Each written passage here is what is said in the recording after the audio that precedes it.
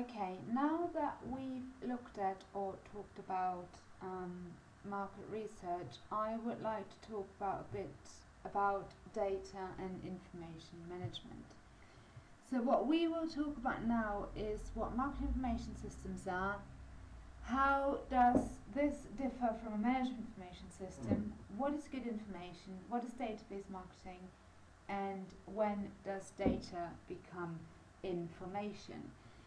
For this reason, the first thing I like to do is go through some terminology.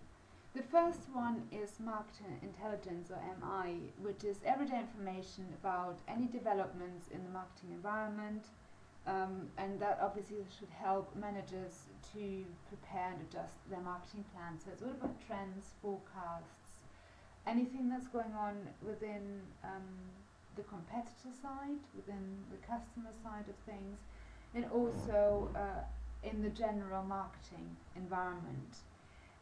You then have to look at management information system, which is a system within an organization that obviously gives you information and communication in order to meet your organizational needs. And your marketing information system and all that is part of your management information system. So now your marketing information system then is anything you use to gather, analyze, evaluate, make sense of the information that you collect, or the procedures that you do. Obviously it has to be timely and accurate, relevant, so that it actually helps the marketing decision makers as well. So from this we can now look at how information is actually being processed. What you obviously want to achieve is go from your pre-research uncertainty we talked about in your market research lesson to your after research and analysis certainty. So if you're not certain of your customer needs, trends, motivations, or who your competitors are, you start to do research. So you start inputting information, you start gathering data, statistics and everything, and then you come up with all this information, and obviously the output of this and the result of this is the finding out the information that you need. So you go from being uninformed to being informed, to maybe putting only a little bit of money, a little bit of effort into it, to hopefully, if needs be, putting more effort into your marketing activities. And of course you're also going from almost total uncertainty to not complete certainty, but to less uncertainty of what your market is like, who your competitors are. So you go from not having any information to having a lot of relevant information there as well. Now, how do you get these, and what do you have to do in order to get these information? So what do you have to ask, and what answers do you want to get? You want to get information to the what, where and when. You know, what are the customers buying, when are they buying it, and where are they buying it from? Are they buying it from us, or are they buying it from someone else? How do we compare to our competitors? Are we better than them? Are we equal to them? Do we charge higher prices? Do we charge lower prices? Do we charge what they do? Do we, where do we sit? Why do customers respond to this form of sale or promotion? So why do they like buy one get one free? Why do they like introductory prices? Why do they like it when a hotel room goes for £10 rather than 30 or 40? But also you have to look at what will happen if, so the worst case scenario, what happens if a new legislation, for example, is being introduced by the government? What happens if all of a sudden there's, something happens?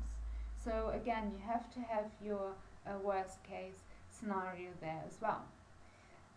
Now, your marketing information system, what it now does is, obviously, this is how it works. So you look at your marketing environment, the environment you're working on, which is your target markets, your channels, who are your competitors, who's the public, what's their opinion, and also what are the environmental forces.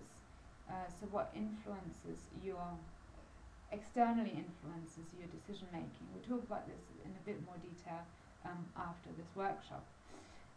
Your marketing information system is then there to obviously, from all your marketing environment information, develop this set of information that you need or that your marketing managers need.